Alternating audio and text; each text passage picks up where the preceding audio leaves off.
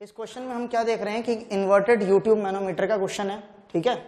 और इसके अंदर देखिए हमारे पास एक पर्टिकुलर पाइप दी गई है हमें दो तरफ से, इस तरफ से, ठीक है।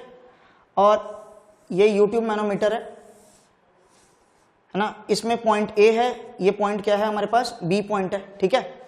और यहां पर हमारे पास क्या है, ये इसके अंदर एक मरकरी भरा हुआ है।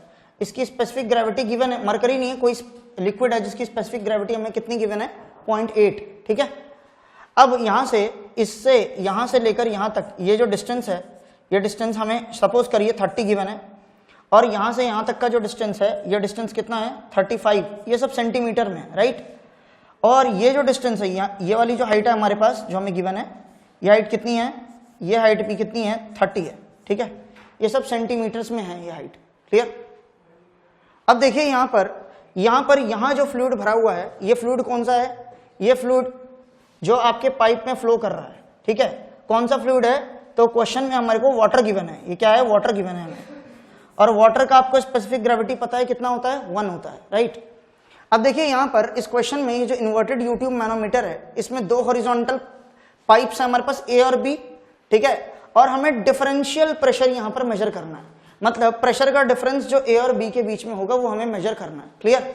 अच्छा, अब देखिए यहां पानी बह रहा है, ठीक है, इस दोनों पाइप से पानी बह रहा है। और जो वर्टिकल डिस्टेंसेस है वो सब गिवन है। और जो मैनोमीटर का अपना लिक्विड है उसका स्पेसिफिक ग्रेविटी कितना है, 0.8 है ना, क्वेश्चन में ऑलरेडी मेंशन्ड है, ठीक है। हमें क्या बोला है कि देखिए यहां बोला गया है कि the two limbs of inverted manometer measured from the respective centre lines, ठीक है, of the pipes are found to be same and equal, कितना, 35 सेंटीमीटर, ठीक है, 35 है, okay. Determine the difference of pressure between the pipes, तो ये हमको given है, हमको डिफरेंस ऑफ प्रेशर निकालना है ए और बी के बीच में। मैं आपको पहले भी बता चुका हूं, जब भी हमें प्रेशर का डिफरेंस निकालना होता है तो हम क्या करते हैं, प्रिंसिपल यूज करते हैं पास्कल्स लॉ का। क्या कहता है ये प्रिंसिपल पास्कल्स लॉ वाला, ये कहता है कि जहां पर भी आपको यूट्यूब में सेम लेवल ऐसा मिल जाए जिसके ऊपर या फिर जिसके नीचे लिक्विड कैसा हो, सेम हो, तो उस केस में आप प्रेशर मेजरमेंट क्या कर सकते हैं, सेम कर सकते हैं। तो सपोज मैं इसको x बोल देता हूं और इस पार्ट को मैं x डैश बोल देता हूं। अब एक चीज ध्यान दीजिए, ये जो x और x डैश वाला जो सेक्शन है, इसके ऊपर की तरफ फ्लूइड क्या है, सेम है। तो जब ऊपर की तरफ फ्लूइड सेम है मतलब मैं इन दोनों का प्रेशर क्या कर सकता हूं, इक्वेट कर सकता हूं। तो प्रेशर एट पॉइंट x बराबर हो जाएगा प्रेशर एट x डैश, कौन से लॉ से, पास्कल्स लॉ से। तो मैं ब्रैकेट में लिख देता हूं। तो पास्कल्स लॉ के अकॉर्डिंग हमने क्या देखा कि pressure at section x and x dash ये क्या होगा, इक्वल हो जाएगा, ठीक है। और ये हमने प्रीवियस क्वेश्चन में भी ये बात देखी थी। अब हम क्या करेंगे, x पॉइंट पे और x डैश पे कैलकुलेट करेंगे प्रेशर्स और इन दोनों को इक्वेट कर देंगे। तो सबसे पहले मैं प्रेशर एट x निकालता हूं। तो जब मैं प्रेशर एट x निकालूंगा तो देखिए ध्यान से क्या होगा, x पे प्रेशर निकालना है, a से स्टार्ट करते हैं। तो pressure at point number a, अब a से यहां तक पहुंचने के लिए मुझे ऊपर जाना है या नीचे, ऑब्वियसली a से मुझे यदि x तक पहुंचना है तो ऊपर जाना होगा। और आपको पता है हाइड्रोस्टैटिक लॉ के अकॉर्डिंग जब भी हम स्टैटिक फ्लूइड में ऊपर की ओर जाते हैं तो प्रेशर लगातार कम होता है। और क्योंकि प्रेशर कम होगा तो यहां मैं क्या लिख दूंगा, माइनस लिख दूंगा। और प्रेशर की वैल्यू क्या होती है, रो जी इंटू में h क्या है दोस्तों, हाइट है। तो पॉइंट ए से लेकर x तक की दूरी कितनी है, 30 सेंटीमीटर। तो ये यहां सब्स्टिट्यूट करना है। अच्छा, ये जो रो जी h है ये किसके लिए है, ये वाटर के लिए, तो मैं वाटर के लिए W लिख देता हूं यहां पर, ठीक है, ओके। अब मैं यहां तक पहुंच चुका हूं, कहां तक, x तक। सेम इसी तरीके से मेरे को x डैश पे भी प्रेशर निकालना है। तो x डैश का प्रेशर कैसे कैलकुलेट होगा, आइए देखते हैं। तो x डैश के प्रेशर के लिए मैं क्या करने वाला हूं, यहां पर जैसे मैंने x का प्रेशर निकाला उसी तरीके से मैं x डैश का प्रेशर निकालूंगा। तो P एट x डैश ये किसके बराबर होगा, ध्यान दीजिए, प्रेशर एट पॉइंट B। तो ये जो B वाली पाइप है इसमें जो पानी है इसका प्रेशर, अब यहां से मेरे को x डैश तक पहुंचना है तो ऊपर जाना है या नीचे, ऑब्वियसली ऊपर जाना है। तो प्रेशर फिर से क्या होने लग जाएगा, कम होने लग जाएगा। तो प्रेशर एट B माइनस, क्योंकि प्रेशर कम होगा तो सब्ट्रैक्शन, ओके। अब देखो सेम लिक्विड कहां से कहां तक है, ये लाल कलर का जो लिक्विड आपको दिख रहा है कहां से कहां तक है, B से लेकर इस पॉइंट तक। तो पहले तो इसका प्रेशर लिख लो, तो क्या लिखूंगा, रो जी एच। अच्छा ये जो लिक्विड है ये क्या है, क्वेश्चन में गिवन है ये पानी है, तो पानी है तो लिख दो इधर W वाटर के लिए। अब यहां तक पहुंच गया, मुझे पहुंचना कहां तक है, x डैश तक। यहां से x डैश तक पहुंचने के लिए ऊपर जाना है, नीचे दिख रहा है ऊपर जाना है, और ऊपर जाते वक्त प्रेशर फिर से क्या हो जाएगा, डिक्रीज होगा, फिर से माइनस लगाऊंगा। अच्छा इस बार यहां पर जो लिक्विड है ये पीले कलर का, ये कौन सा है, क्या ये वाटर है, नहीं ये वाटर नहीं है, ये ऑयल है। क्या है ये, ऑयल। देखिए जरा ध्यान से, यहां पर एक ऑयल गिवन है और ऑयल की स्पेसिफिक ग्रेविटी कितनी है, 0.8। तो इस मैनोमीटर के अंदर प्रेशर मेजरिंग जो फ्लूइड है वो क्या है, ऑयल है, जिसकी स्पेसिफिक ग्रेविटी कितनी है, 0.8 है। ओके, इसका मतलब यहां पर जो प्रेशर गिरेगा ऊपर जाते वक्त वो किसका गिरेगा, ऑयल का गिरेगा। और क्योंकि ऑयल है तो मैं इसे O लिख देता हूं, कोई दिक्कत नहीं होनी चाहिए। ये जो हाइट है, ये हाइट कौन सी है, यहां से यहां तक की हाइट है। अब जरा ध्यान दो, बी पॉइंट की जरा एक पैरेलल लाइन लो और यहां से इस सेक्शन तक की हाइट देखो कितनी है, 60 है, 60। जबकि बी से लेकर यहां तक की हाइट कितनी है, 35। तो 60 में से यदि मैं 35 घटा दूं तो ये हाइट कितनी आ जाएगी मेरे दोस्त, ये हाइट आ जाएगी 25 सेंटीमीटर। क्लियर है। तो इसका मतलब ये हुआ कि ये जो हाइट आप देख रहे हैं दोस्त, ये हाइट किसकी है, ऑयल की हाइट है, ये ऑयल की, क्योंकि ये जो पीले कलर का लिक्विड है क्या है, ऑयल है। तो HO की वैल्यू कितनी आ गई, यहां से 25 आ गई, कितनी आ गई, 25 सेंटीमीटर। क्लियर है। तो सब कुछ मुझे डायग्राम से क्लियर है। मेरे को हाइट ऑफ वाटर जो यहां पर मुझे लेनी है कितनी है, 35, ये मुझे पता है। पिछले वाले केस में जब मैं x के लिए निकाल रहा था प्रेशर, तो ये हाइट मुझे पता है 30। अब मुझे क्या करना है, इस वैल्यू को जो x डैश पर है और जो पिछले केस में मैंने x की प्रेशर निकाली, इन दोनों को हम क्या करेंगे, इक्वेट करेंगे। अब आपको पता है जब हम इक्वेट करेंगे तो एक ही चीज अननोन होनी चाहिए, वो कौन सी चीज है, देखिए मुझे क्या बोला था, determine the difference of pressure.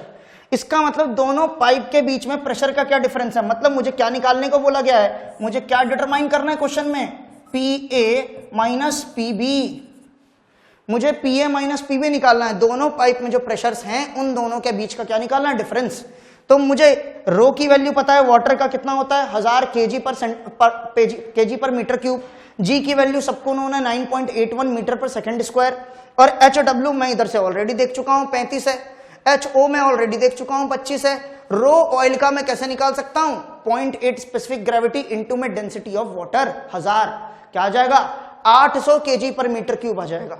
तो ये मुझे 800 पता है, ये मुझे 9.81 पता है। सारी वैल्यूज जब मुझे पता है, कॉन्सेप्ट मुझे क्लियर हो चुका है, सारी वैल्यूज को मैं सब्स्टिट्यूट करूंगा और मेरा आंसर फाइनली मुझे मिल जाएगा। एक ही अननोन वैल्यू है और वो हमें यहां पर क्लियर हो जाएगी। क्लियर है।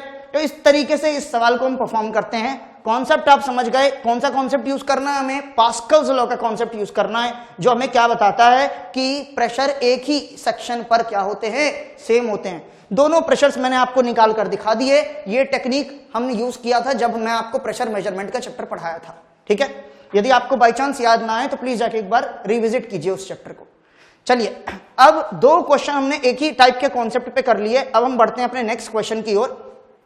आप इसको जब फाइनली सॉल्व करेंगे तो आप अपना आंसर चेक कर सकते हैं। आंसर शुड बी, यूनिट का खास ख्याल रखिए, मैंने आपको पहले भी बोला है, यदि क्वेश्चन में यूनिट न्यूटन पर सेंटीमीटर स्क्वायर में पूछता है तो प्लीज उसे बदल लीजिए, और यदि न्यूटन पर मीटर स्क्वायर में पूछता है तो उस हिसाब से फिर आंसर देना है। ठीक है, चलिए, कन्वर्जन आनी चाहिए आपको। चलते हैं अपने नेक्स्ट क्वेश्चन की ओर। Determine the total pressure on a circular plate of diameter इतना which is placed vertically in water. तो आइए क्वेश्चन जो बोल रहा है उसको करते हैं। ये हमारे पास क्या है, पानी है यहां पर। ठीक है, तो पानी का फ्री सरफेस को दिखाने के लिए हम ये वाला सिंबल रिप्रेजेंट करते हैं। नीचे क्या भरा हुआ है, पानी ही पानी है। ओके, ये सिंबल क्या बताता है, फ्री सरफेस बताता है, फ्री सरफेस है पानी का। ठीक है, ओके, आगे बढ़ते हैं। क्या बोल रहा है कि एक सर्कुलर प्लेट है जिसका डायमीटर कितना है, 1.5 मीटर। ठीक है, डायमीटर 1.5 मीटर है। कहां पर है ये पानी, ये सेंटर जो है ना, इस प्लेट का जो सेंटर है ये 3 मीटर नीचे है फ्री सरफेस से। फ्री सरफेस ये रहा। ठीक है, और जो सेंटर है उस सर्कुलर प्लेट का वो कितना नीचे है बॉस, जो सर्कुलर प्लेट है यहां पर उसका सेंटर जो है वो 3 मीटर नीचे है फ्री सरफेस के। तो ये मुझे क्वेश्चन में बोल रखा है। ठीक है, बहुत अच्छी बात है। और इसका जो डायमीटर है मेरे दोस्त, ये डायमीटर क्वेश्चन में मुझे ऑलरेडी गिवन है। कितना गिवन है ये डायमीटर, ये डायमीटर है 1.5 मीटर। कितना है, 1.5 मीटर। ठीक है, अब मुझे क्या बोला जा रहा है, find the position of centre of pressure also. ठीक है, इसका मतलब मुझे क्या निकालना है, सबसे पहले तो ये निकालना है कि प्रेशर कितना लग रहा है और फिर ये भी निकालना है कि प्रेशर कहां लग रहा है। क्लियर है? तो दो चीजें निकालनी है मुझे। तो आइए स्टार्ट करते हैं इसको। तो देखिए क्या फाइंड करना है मुझे, टू फाइंड, मुझे सबसे पहले तो क्या निकालना होगा, प्रेशर फोर्स, कि कितना प्रेशर लग रहा है इस प्लेट के ऊपर जो डूबी हुई है इस पानी के अंदर। और दूसरा मुझे क्या निकालना है, सेंटर ऑफ प्रेशर। दो चीजें मुझे निकालनी है। ओके, आपको जब मैंने ये चैप्टर पढ़ाया था hydrostatic forces on vertical, horizontal and inclined plates emerged in the static fluid, तब मैंने आपको बताया था कि प्रेशर जो निकालते हैं, प्रेशर फोर्स, वो कैसे निकालते हैं। तो प्रेशर फोर्स क्या होता है दोस्त, mg। ऑब्वियस सी बात है, कोई चीज डूबी हुई है तो उसका वेट होगा। ओके, यहां से मास क्या होता है, डेंसिटी इंटू वॉल्यूम, याद है। तो डेंसिटी इंटू वॉल्यूम के लिए हम क्या लिखते हैं, रो इंटू एरिया इंटू में हाइट। अब ये हाइट कौन सी है दोस्त, ये हाइट है किसकी, सेंट्रॉइड की। बॉडी का जो भी सेंट्रॉइड होगा उसका डेप्थ कितना है, मतलब फ्री सरफेस से वो कितना नीचे है। तो दोस्तों ये जो h बार है ये क्या है, तो देखो सेंट्रॉइड क्या है बॉडी का, ये है सेंट्रॉइड। तो सेंट्रॉइड को हम सेंटर ऑफ ग्रेविटी लिखते हैं, ठीक है, ये है सेंटर ऑफ ग्रेविटी। और इसका डिस्टेंस कितना है, 3 मीटर। यही 3 मीटर हमारा क्या है दोस्तों, h बार है। क्या है, h बार। ये जो h बार आप देख रहे हैं ना, यही है सेंट्रॉइड की गहराई कितनी है, कहां से, फ्री सरफेस से। आपको पता है ये सर्कुलर बॉडी एक रेगुलर बॉडी होती है, और रेगुलर बॉडी की ज्योमेट्री में जो सेंट्रॉइड होता है वो एग्जैक्टली बीच में होता है। मतलब ये कितना मीटर नीचे हो गया, 3 मीटर नीचे हो गया। क्लियर है? अच्छा, इनटू में रो ए एच, ये तो आ गया आपका मास, इनटू में जी आपको करना है। इस तरीके से रो ए जी इंटू एच बार, ये आपका किसका फॉर्मूला बन जाता है, सेंटर ऑफ प्रेशर। अब इसमें आपको देखना है क्या क्या आपको मिला है, क्या क्या नहीं मिला। अब देखिए क्वेश्चन में क्या दिया हुआ है, फ्लूइड कौन सा है, पानी। पानी की डेंसिटी आपको पता है कितनी होती है, 1000 kg पर मीटर क्यूब इंटू। अब आ जाइए एरिया। एरिया किसका निकालना है बॉस, इसका, सर्कुलर प्लेट का। तो आपने पढ़ा हुआ है बचपन से लेकर अभी तक, सर्कुलर प्लेट का एरिया क्या होता है, π/4 इंटू में d स्क्वायर। जरा डायमीटर देखिए भाई साहब का कितना है, 1.5 d का स्क्वायर। ओके, अब इंटू में क्या होगा, इंटू में h बार। h बार की वैल्यू कितनी है अभी मैंने बताया, 3 मीटर। ध्यान रहे सब ऐसा यूनिट में होना चाहिए, यदि केजी में है, मीटर में है, तो सब केजी और मीटर में होने चाहिए, ताकि कैलकुलेशन करते वक्त कोई गलती ना हो। यूनिट्स का प्लीज खास ख्याल रखिए। इंटू में जी की वैल्यू तो जग जाहिर है कितनी, 9.81 मीटर पर सेकेंड स्क्वायर। बस अब आपको सिंपल कैलकुलेशन करनी है, मल्टीप्लाई डिवाइड करना है ये नंबर्स का। जैसे ही आप इसको करेंगे तो आपको क्या वैल्यू मिल जाएगी, सेंटर ऑफ प्रेशर फोर्स की वैल्यू मिल जाएगी। लेकिन अब सबसे बड़ा क्वेश्चन ये है मेरे दोस्त कि ये जो सेंटर ऑफ, ये जो प्रेशर फोर्स है ये आखिर लगेगा कहां। जिस पॉइंट पर ये लगता है उसको हम क्या बोलते हैं, सेंटर ऑफ प्रेशर बोलते हैं। प्रेशर का केंद्र कौन सा है, मतलब वो पॉइंट कौन सा है जहां पर ये फोर्स लग रहा होगा। क्या ये फोर्स यहां एक्ट कर रहा है, नहीं दोस्त, ये फोर्स थोड़ा सा नीचे एक्ट करेगा, और उसी पॉइंट को हम बोलते हैं क्या, सेंटर ऑफ प्रेशर P। तो आप इसे या तो CP बोल दीजिए या फिर क्या बोल दीजिए, P बोल दीजिए। इसका मतलब सेंटर ऑफ प्रेशर थोड़ा नीचे। सर ये आपको कैसे पता, आपको मैंने थ्योरी में ऑलरेडी पढ़ा रखी है ये बात कि सेंटर ऑफ प्रेशर थोड़ा सा नीचे होता है। कैसे होता है वो आपको याद होगा, नहीं है तो अभी याद दिलाते हैं। तो आपको याद होगा कि सेंटर ऑफ प्रेशर निकालने की हमारे पास क्या तकनीक थी, तो हमारे पास एक फॉर्मूला था, और फॉर्मूला क्या था कि सेंटर ऑफ प्रेशर थोड़ा सा नीचे होता है किससे, सेंट्रॉइड से। ठीक है, तो आइए फॉर्मूला दोबारा देख लेते हैं। तो H स्टार क्या है बॉस, H स्टार वो गहराई है जहां पर हमें सेंटर ऑफ प्रेशर मिलता है। तो आइए उसको रिप्रेजेंट किया जाए इस पॉइंट से यहां तक, ये जो आपको गहराई दिख रही है P पॉइंट तक की फ्री सरफेस से, इसी को हम बोलते हैं H स्टार। तो यदि मुझे दोस्तों पोजीशन निकालनी है सेंटर ऑफ प्रेशर की, तो मेरे को ये H स्टार निकालना होगा।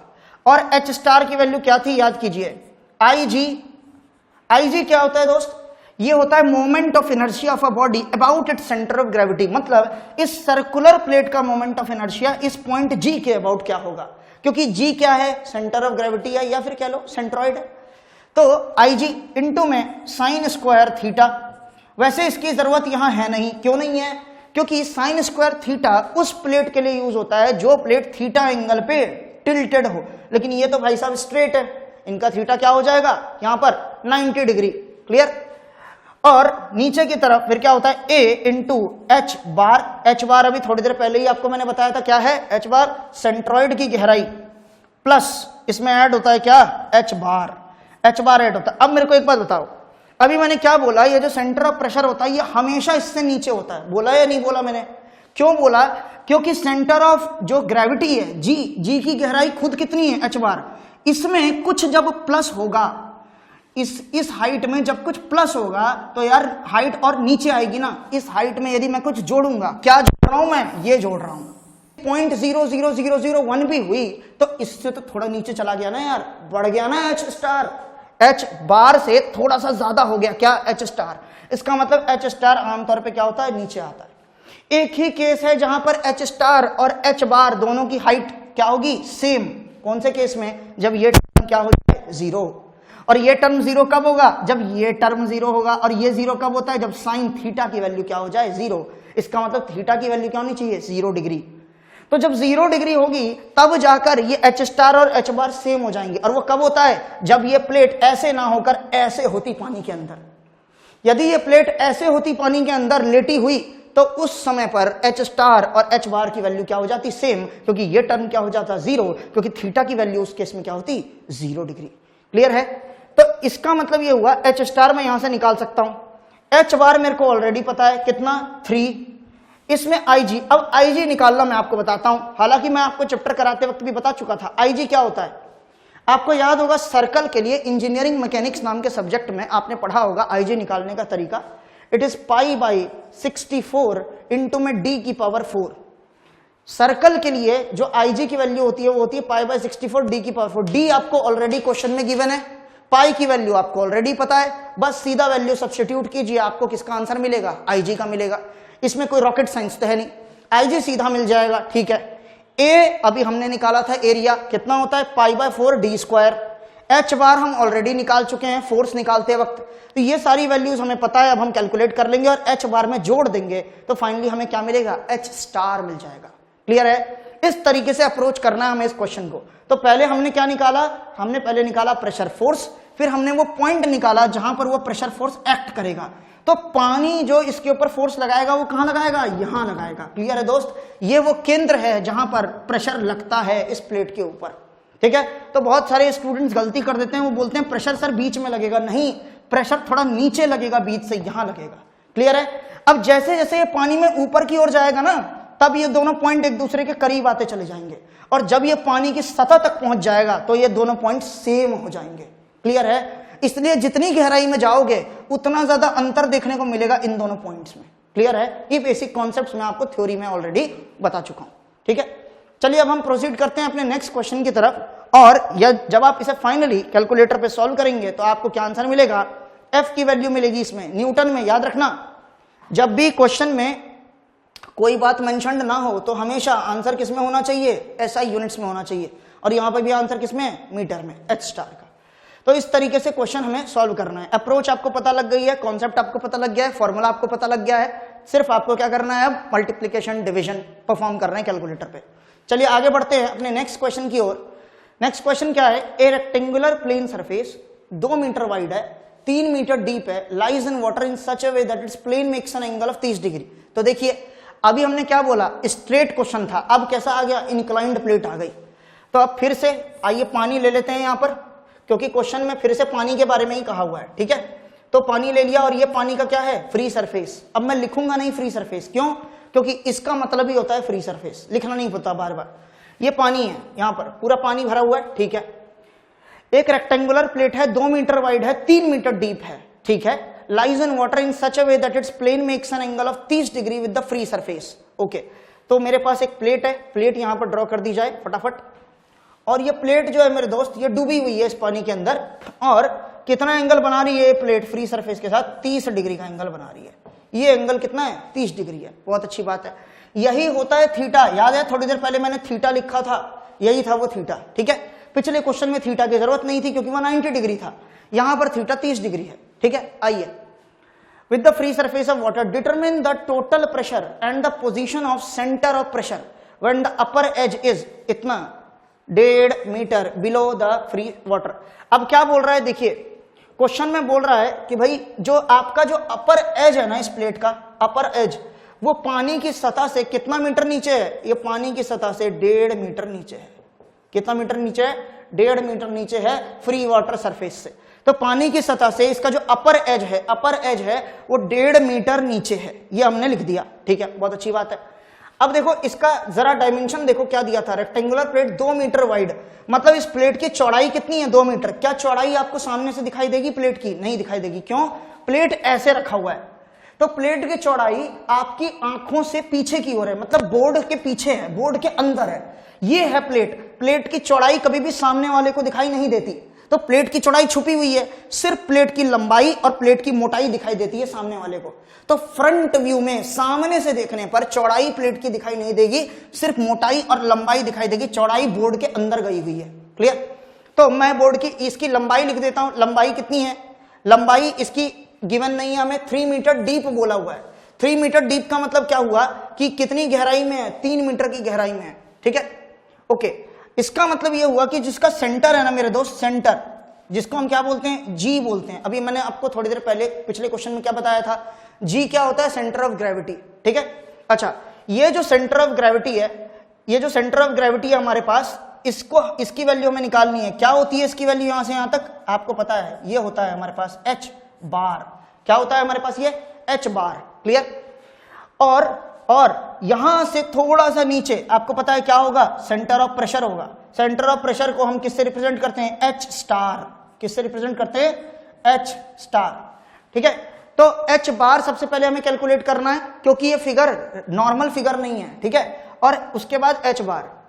अच्छा, जरा H स्टार कैलकुलेट करने के लिए एक चीज पे ध्यान दीजिए। क्या बोला जा रहा है यहां पर कि ये जो प्लेट है इसमें 1.5 मीटर ये है, H बार हमें निकालना है। तो यहां से जब आप इस ट्राइंगल को देखेंगे तो आपको क्या नजर आएगा? ये पार्ट 1.5 मीटर है, ये हमारी प्लेट है। ठीक है, और यहां से आपके पास ये वैल्यू क्या है? H बार की वैल्यू है। ओके, अब यहां से जब आप इस ज्योमेट्री को देखते हैं तो देखिए जरा ध्यान से, ये पार्ट कितना था? 1.5 मीटर। ठीक है, ये पार्ट कितना है? 30 डिग्री है, ये है 30 डिग्री। ठीक है, 30 डिग्री। ओके, और आपको जो पूरी की पूरी लेंथ दी हुई है, इसकी जो पूरी लेंथ दी हुई है वो कितनी दी हुई है? 3 मीटर दिया हुआ है, तो 3 मीटर है डीप ये। तो यहां पर इसकी वैल्यू कितनी हो जाएगी मेरे दोस्त? इसकी वैल्यू हो जाएगी 1.5, बीचों बीच से इसकी वैल्यू हो जाएगी 1.5 मीटर। यदि ये वैल्यू हो गई है 1.5, तो ये क्या हो जाएगा मेरे दोस्त? ये हो जाएगा 1.5 of cos theta. 1.5 of cos theta. Clear है? अब देखिए, यदि ये 1.5 कॉस थीटा, तो इसकी वैल्यू कितनी हो गई? ये हो गई 1.5 of sine theta. 1.5 of sine theta, क्योंकि ट्रिगोनोमेट्री से एंगल का परपेंडिकुलर पे साइन कंपोनेंट और एंगल का बेस कंपोनेंट कॉस कंपोनेंट होता है। ठीक है, ये हो गया 1.5 और ये 1.5 का कंपोनेंट है, तो क्या आ जाएगा दोस्तों? H बार यहां से, तो ये 1.5 है हमारे पास, ये पार्ट 1.5 है और ये है 1.5 साइन थीटा। तो H बार की वैल्यू मुझे मिल गई दोस्त। क्या मिल गई? ये मुझे मिल गई 1.5 plus 1.5 of sine theta. Theta की वैल्यू कितनी है? 30 डिग्री। साइन 30 डिग्री की वैल्यू कितनी होती है? हाफ होती है। इसका मतलब H बार की वैल्यू कितनी आ गई यहां से मेरे दोस्त? H बार की वैल्यू आ गई 1.5 प्लस 1.5 डिवाइडेड बाई 2। क्लियर है? 1.5 डिवाइडेड बाई 2 कितना होता है? 0.75। इसको इसमें जोड़ेंगे कितना आएगा? 2.25 मीटर। तो H बार की वैल्यू दोस्तों यहां से मैंने निकाल ली 2.25 मीटर। क्लियर है? तो जब मेरे को H बार की वैल्यू ऑलरेडी मिल चुकी है 2.25 मीटर, तो अब मैं बड़े आराम से निकाल लूंगा। क्या निकालना है मुझे निकालना है टोटल प्रेशर और साथ में position of centre of pressure, पिछले क्वेश्चन की तरह। तो 2.25 मैं निकाल चुका हूं। अब मैं बढ़ता हूं आगे। ठीक है, नेक्स्ट पॉइंट पे। तो ये निकालने के बाद जब मुझे F निकालना है, FP प्रेशर फोर्स, तो सेम फॉर्मूला में यूज करूंगा जो मैंने पिछले क्वेश्चन में यूज किया था, रो ए जी इंटू में H बार, रो ए जी इंटू में H बार। आइए, तो प्रेशर फोर्स की वैल्यू क्या हो जाएगी? रो ए जी इंटू में H बार। ए क्या है मेरे दोस्त? ए है एरिया। किसका एरिया है? प्लेट का एरिया है, ऑब्वियस सी बात है। तो जरा ध्यान से देखो, प्लेट की चौड़ाई कितनी? 2 मीटर। प्लेट की गहराई कितनी? 3 मीटर। तो दोस्तों क्या हो जाएगा यहां से? एरिया की वैल्यू आ जाएगी लेंथ इंटू में चौड़ाई, ब्रेड्थ। तो ये कितना हो जाएगा? 3 इंटू में 2, 6 मीटर में गिवन है। क्या? मीटर में है, मतलब ये मीटर स्क्वायर में आ जाएगा। तो एरिया आ गया हमारे पास 6 मीटर स्क्वायर। एरिया निकल गया, एरिया निकल गया। अब क्या बचा, जी तो वैल्यू आपको सबको पता है 9.81 होता है, एच बार मैं ऑलरेडी निकाल चुका हूं, रो आपको पानी का पहले से पता है 1000 kg पर मीटर क्यूब, सब तो पता चल गया। किसका इंतजार है, कैलकुलेटर में वैल्यू डालिए और एफपी की वैल्यू पाइए। क्लियर है, एच बार मैं आपके लिए निकाल चुका हूं, ए मैं आपके लिए निकाल चुका हूं, जी आपको पहले से पता है, रो आपको पहले से पता है। अब आ जाइए सेंटर ऑफ प्रेशर जो हमें निकालना है, position of centre of pressure, मतलब मुझे फिर से पी का लोकेशन निकालना होगा। आइए पी का लोकेशन निकालने की तरफ आगे बढ़ते हैं। पी का लोकेशन निकालने के लिए सेम फॉर्मूला जो आपको पिछले केस में मैंने बताया था, लेकिन इस बार उसमें थीटा का इस्तेमाल होगा। तो क्या था, h star is equals to I G, मतलब इसके अबाउट निकालना है आपको आई जी, इंटू में sine square theta divided by a into में h bar plus h bar. तो एच बार से थोड़ा सा ज्यादा, क्यों ज्यादा, क्योंकि प्लस है। आइए एच बार में निकाल चुका हूं, ए में निकाल चुका हूं, थीटा आपको क्वेश्चन में गिवन है, बस मेरा काम क्या बच गया, आई जी निकालना। और आई जी आपको सर्कुलर के लिए तो मैंने अभी थोड़ी देर पहले बताया था, पाई बटे 64 इंटू में डी की पावर 4, लेकिन इस रेक्टेंगुलर प्लेट का आई जी क्या होता है इसके अबाउट। तो दोस्तों याद करने की कोशिश कीजिए, इंजीनियरिंग मैकेनिक्स नाम का सब्जेक्ट जिसमें आपने पढ़ा होगा आई जी रेक्टेंगुलर प्लेट का क्या होता है। जब इस रेक्टेंगुलर प्लेट का आप आई जी निकालने जाएंगे तो आप देखेंगे ये इसकी क्या है, लंबाई है, और पीछे की ओर इसकी क्या है, चौड़ाई, जो आपको सामने से दिखाई नहीं दे रहा, ये बोर्ड के अंदर घुसी हुई है चौड़ाई, ऐसे है प्लेट अंदर है बोर्ड के, ठीक है। तो बोर्ड के जब अंदर है ये चौड़ाई, तो इसका मतलब क्या हो गया दोस्त, हम इसे क्या लिखेंगे, बी। देखिए चौड़ाई यहां पर है, और जो मोमेंट ऑफ इनर्शिया लग रहा है, ये जो मोमेंट ऑफ इनर्शिया इसके ऊपर लगेगा सेंटर के अबाउट, वो क्या है, ये वाली एक्सिस है। तो मैं क्या लिख दूंगा इसे, बी डी क्यूब अपॉन में 12, डी के अबाउट लग रहा है मेरे दोस्त, ये जो पॉइंट है, ये जो 3 मीटर वाला है, यही है वो डेप्थ, जो गहराई जिसमें गया हुआ है। तो इसका मतलब हो गया डी का क्यूब इसके अबाउट लग रहा है, तो b d cube upon 12, b की वैल्यू आपको पता है 2 मीटर है, इंटू डेप्थ कितना है 3, 3 का क्यूब हो जाएगा डिवाइडेड बटे 12, 3 का क्यूब क्या होता है 27, 27 दूनी 54, 54 बटे 12, क्लियर हो गया, 27 बटे 6, क्लियर, क्या हो जाएगा फिर 27, 3 से काट दो 27 बटे 6 को, तो 3 9 27, 3 दूनी 6, 4.5 दोस्तों 4.5 मीटर आ गया। क्लियर है, तो इसका मतलब ये हुआ दोस्त कि एच बार की वैल्यू कितनी थी 2.25, याद करो 2.25, और इसकी वैल्यू कितनी है 4.5, हो गया ना ये नीचे की ओर। फिर से प्रूव कर दिया हमने कि जो एच बार, ये जो हमारा सेंटर ऑफ प्रेशर होता है, ये सेंटर ऑफ ग्रेविटी से क्या होता है, नीचे की ओर होता है। क्लियर है।